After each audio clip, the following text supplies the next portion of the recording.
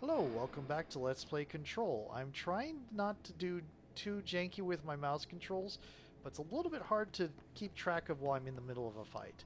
Also, my launch has gotten really powerful. And hi, Branwyn. Hello, your name has gotten a lot longer since last time. Oh yeah, so I haven't been actually giving my name.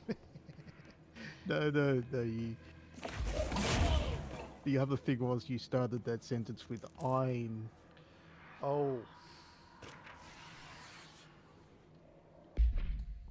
I am, Oh, yeah, I am very consistently getting more Darth Vader-y.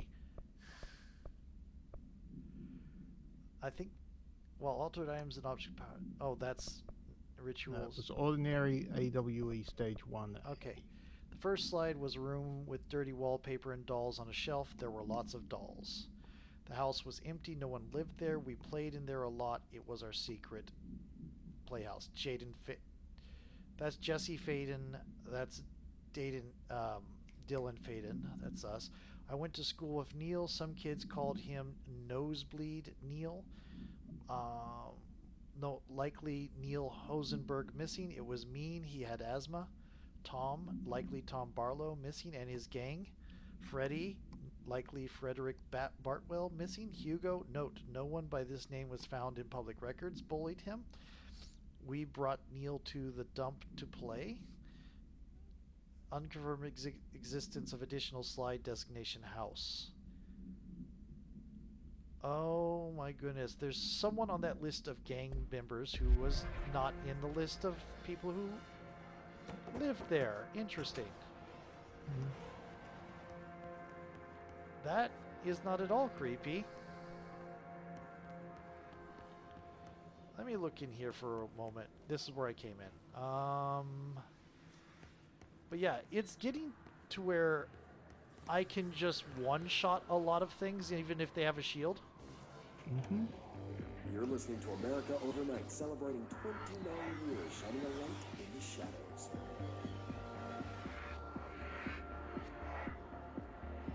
I can Stay hear the with us. Here's our hiss. first caller. What I'm about to tell you, if they found out, I don't know what would happen. If he found out, brother. The men in the suits. They told me it was an industrial accident. This is something else. Something nobody talks about. Ordinary.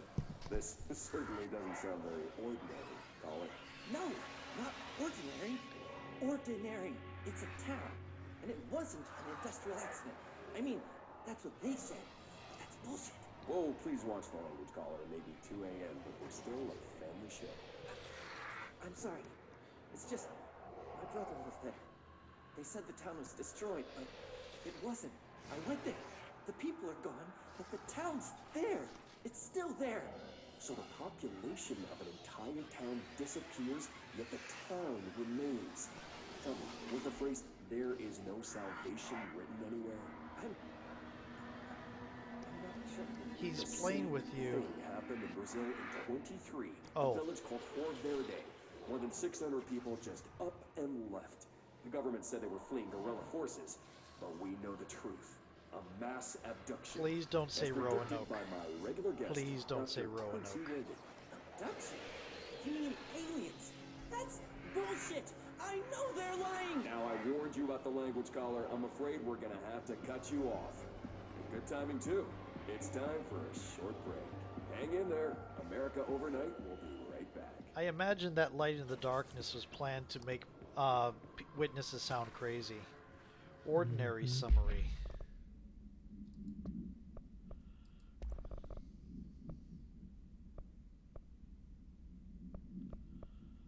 It's, it's going to be case files. AWE occurred in the town of Ordinary, caused by an object of power slide projector ID OOP-15, discovered by local children at the dump outside of town. When a specific set of slides are used in the projector. I hate S's. Um, the projected images open doorways to other dimensions. Multiple slides were used by the children, resulting in the disappearance of the town's adult population. Um, wait. Okay. Um, August 30th, 2002, siblings Dylan Faden, 10 years old, CP6 materials, and Jesse Faden, 11 years old, CP7 materials, were playing at the local dump when they found a discarded slide projector uh, and Darling presentations for details. A team led by Director Trench and Dr. Darling arrived at the site on September 14th. The AWE had ended, but the team found the Faden children, who led them to the slide projector and the slides, which had been burned with the exception of one. Jesse escaped when agents attempted to detain the pair. In total, 17 surviving individuals were found in the town. All of them were brought in for questioning and tests. See interviews and prime candidate program files. Okay. Lovely. There is a curious correlation with the yet unknowable forces intruding upon our world, in the form of altered world events. These forces gravitate toward archetypal objects, a gun, a television, a supposedly haunted house. So clearly humanity affects this process. Our collective unconscious is a map of sorts. We hold the key, but we don't know how to use it. We create these archetypes through everyday life, popular culture, urban legends, but we are observing and influencing a complicated system in action. We can change the likelihood of something being a receptacle for these forces just by thinking about it. But we haven't found a method to control the outcome. And yet, there's something unique in us, in our dreams, in the conceptual reality with power, with our minds. What's the cause and what's the effect? Are we the starting point or just a necessary evil in this? A byproduct, a reflection, a projection? We'll struggle to find the answers to these hard questions, or die trying. Oh, not ominous at all. Stage 4. Did I miss some, or is it just skipping? Skipping. Okay, ordinary stage 4. It's probably in here. There it is. Jesse and me followed the dung monkeys to the cave. There was a lot of them. More of the kids from the town joined up. It was really scary. Jesse grabbed the projector and we ran as fast as we could. They chased us. I fell and hurt my knee. Jesse tried to help me, but the dung monkeys were coming. They were just about to get us, but then Neil showed up. Neil looked like a dog, like a melted dog, but I knew it was him. Neil said a lot of times he didn't like being a boy because Tom just beat him up. I think he liked being a dog. Oh, he was the dead dog. That was from Willow. Right. The projector wouldn't turn off, so we changed the slide to the hand. I heard her immediately. She promised to help. Jesse said we should call her Polaris. It's because she was doing stars at school. Additional slide designation hand is verified and in bureau possession. Unconfirmed existence of paranatural entity designation Dog Neil. But not Polaris? Okay. I think Polaris does a good job at escaping notice. Maybe. That's alright. That's the radio show. Okay.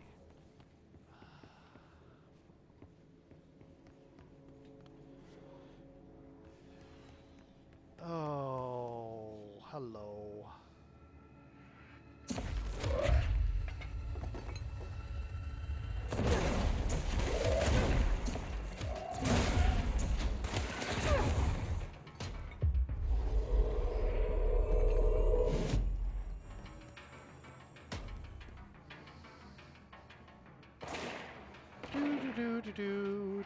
Do.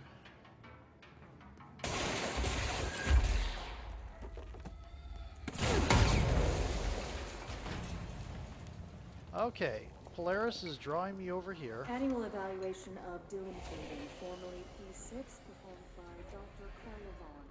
The Questions asked here correspond to the 5th iteration of the runner's psychological assessment. Are you ready, Dylan?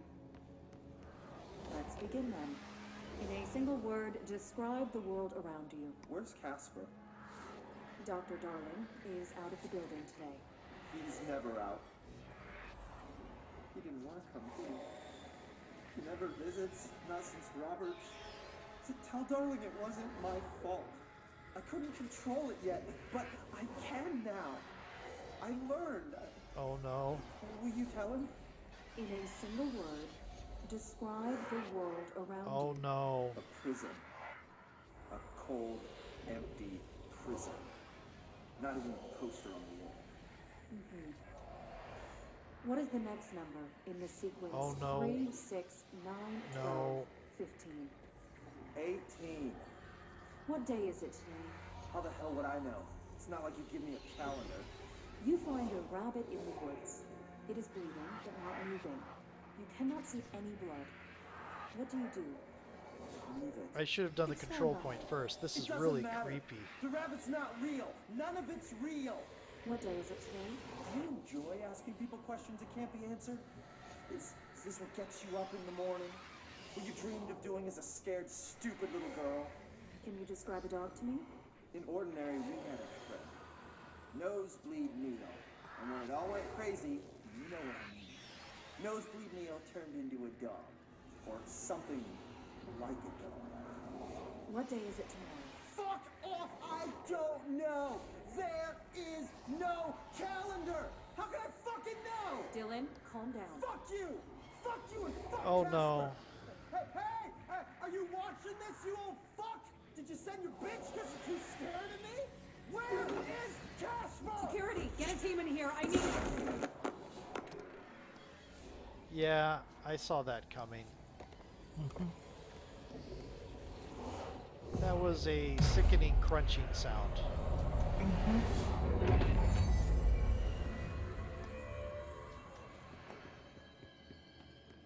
I should have gotten rid of the hiss noise before doing that. It made it worse. Oh.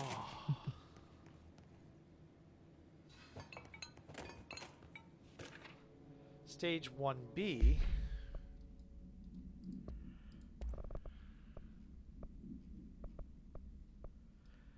The second slide we called Meadow, but it was really just an empty lot with a bunch of weeds. There was a shack and a phone line. It seemed like the flowers, it smelled like flowers there. It was powerful, intoxicating. We had dreams there. It must have been because of the smell. I didn't like it, didn't like losing control. In the dreams, everything was melting, and then we'd come out, everything had melted around the projector. Neil was really into it. We found out he'd been coming there more and more on his own. Then Tom beat the secret out of Neil and found the projector. He and his goons took it. We thought Neil had got lost inside the meadow when Tom changed the slide, but that's not what happened. We are playing through the second novel in a Stephen King series. Yeah, pretty much. This is like Doctor Sleep, which I haven't read yet. I haven't even read. I haven't read Shining either, to be honest. 4B. We went in and met Polaris like a star. She told us we were special. She made us special. It felt like being born or reborn. The world fading in for the first time. Familiar but somehow different. I had the exact same Stephen King thought, by the way. Polaris told us how to turn off the projector. The dung monkeys and the not mother were coming straight at us. Dylan was crying. I turned it off and they were gone. It was over. I took all the slides and burned them. All of them except Hand. There's Polaris. Unconfirmed existence of paranormal entity designation Polaris. Oh, this is going to be freaky. Let's see what they have on Ordinary.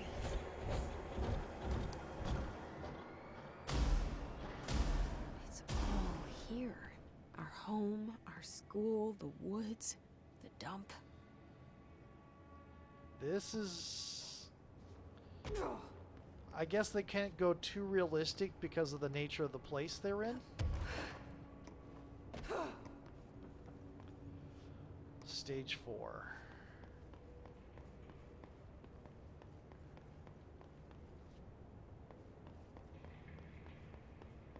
Stage 2. Stage 1. Okay. So this is stage 1. This is where it started. Yeah, not right now. This is stage 2. It spread to here. Oh. Stage 3. Yep, stage 3. And then it's spread all the way to stage 4. And this is where the kids managed to shut it down. This is a little bit like it, where you have, except for it's, I don't know that there was a specific malevolent entity like Pennywise, unless they found no, the... there isn't. Yeah. The projector is just a thing. Right. Well, that's not good.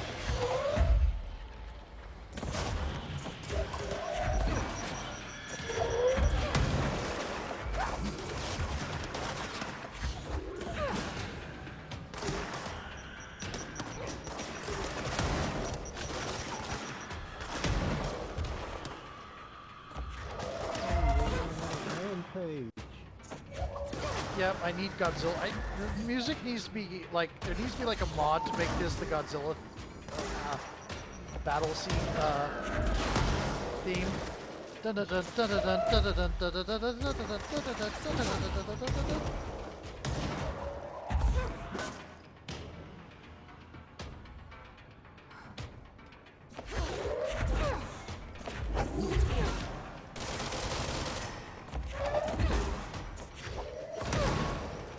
Thanks for the grenade. We found the slide projector in the dump outside town. Did they recreate that too? Is that where they keep it? Okay, so this would be the dump outside town. Yeah, we want to go through here. What was that? We want to go through here. Yeah, I'm just making sure there's nothing I They say when you visit your childhood home, everything feels small. Like a miniature, not real. Yep. They got that right. Ah, stage 3.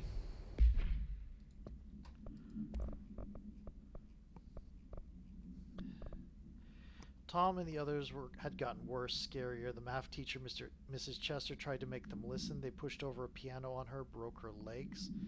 Then Tom bashed her head in. Bye-bye, Mrs. Chester. I always liked her. I liked math. Oh, dear. That was the tipping point. It was Lord of the Flies level bad. The grown-ups realized something was wrong. The police came and literally dragged Tom and Hugo and the others away.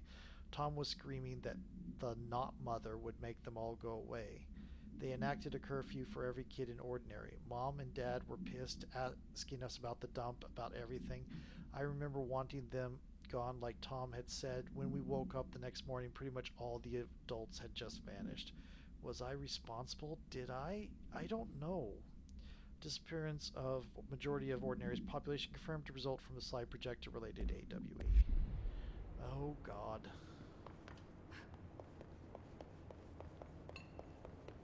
That's terrible. We still don't have stage 2.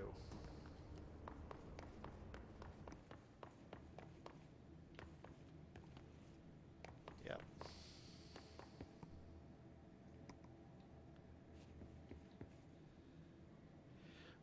As a note, let me once again compliment this game on its sound design. It has not once broken the settings I gave it for volume, which is something I can't say about Amalur. Yes. You mentioned a poem last time we talked. By Thomas Zane? Yes. Beyond the shadow you settle for, there's a miracle illuminated. I looked the poem up. Only I couldn't find any poet by that name. I did find a European filmmaker who moved here in the 60s, named Thomas Zane. What? I No don't... matter. It suits you very well, the poem. How you see things? You wrote it yourself? I didn't. No matter. You've said a few times that you feel like there's a piece of you missing. Can we talk about that? Okay. Yeah, it's this. I feel an emptiness, a yearning for something that I think I lost. It's natural for you to feel that way. Your brother and your parents are dead. No! No. Dylan's not dead. And that's not even it. You're referring to the imaginary friend from your childhood? Polaris. She's come back. After a long time, she's calling me. In a dream I saw, she showed me things. Jesse, It felt more real than anything. As real as what happened in Ordinary. the industrial accident in your hometown that you believe Polaris caused. No, it wasn't an accident. There was no industrial accident, and Polaris didn't cause it. She saved me and Dylan. Jesse, No! It was a cover-up. The government knows about it. There were agents there. Agents from... I don't know exactly, but they took Dylan. I'll find them. I won't stop looking. Polaris wants me to go to New York. There's a building there. I have to leave soon. I have to be there at a very specific time. Something hugely important is going to happen. Jesse, you know we can't let you go until you're well. And that begins by understanding what's real and what's imagined. She was institutionalized. Mm-hmm. Yeah. I did the shooting thing just because it kind of felt like it was in character, but it was a really smooth turnaround animation. I just was really, really impressed with the animation when it happened. Okay, ordinary supplement. Details are largely based on interviews conducted with Dylan Faden. See interviews blank and blank for relevant information. And obtain therapy sessions of Jesse Faden, as well as circumstantial evidence found at the ordinary site. Note that accounts provided by all three sources contain conflicting data. For example, DF claims there were 8 slides for the projector. JF mentioned 9 slides. The Bureau found 1 intact slide, designation 36, and burnt remains of 6 others. Unfortunately, these slides are too badly damaged to be used in the projector. Jesse Faden is believed to be the individual responsible for burning the slides. Dr. Darling has ordered that the entirety of the ordinary town dump be brought to Bureau for examination and analysis with the hopes of finding additional slides or other altered materials. Due to the limited space in the investigation sector, this AWE will be investigated in the containment sector. Interesting. That's over here. Oh, that's the thing. Okay. Something else. There it is. My spatial awareness at work.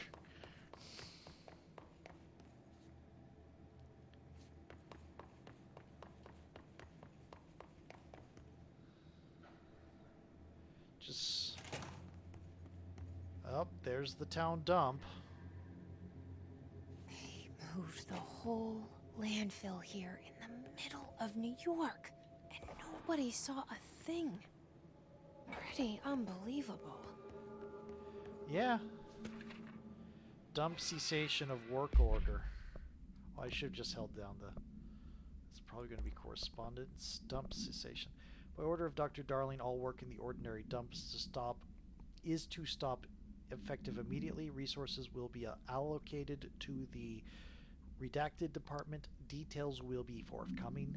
The area will be sealed at the end of the month. Please remove all personal effects before that time. Any photographic slides, the type used in slide projectors found in the area, should be delivered to Dr. Darling immediately. Trying to use some of what I do in my current job to not slip on the S's and all that. So basically just focus on enunciation there. Because if I start talking fast, I start stumbling all over S's. Okay, globe supplements. This item was found in a penthouse suite at Toronto belonging to David Wolf, who was being investigated for legally dealing in altered materials. Bureau agents raided his penthouse and found numerous paranatural belongings, including blank and blank, and this item. Mr. Wolf was arrested. So why would a 36-year-old Bay Street investment trader, filthy rich, married to a model, disappear overnight? That's the question that's kept Toronto high society up at night this past week.